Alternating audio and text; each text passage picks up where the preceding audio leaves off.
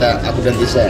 Ya intinya komunikasi sih, komunikasi di timing yang tepat, saling terbuka, nggak ada yang ditutup-tutupin, dan makin bahas arahnya lebih ke serius, dan pokoknya ya itu ya, saling terbuka.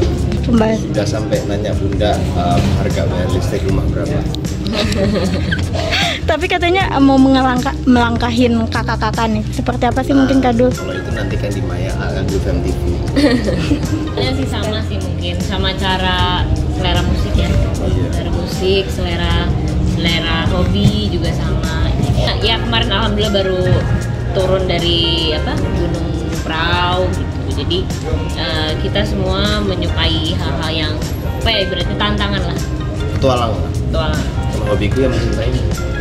Iya. Tapi ya rasa kecocokan tuh nggak yang 100% nggak akan ada ya.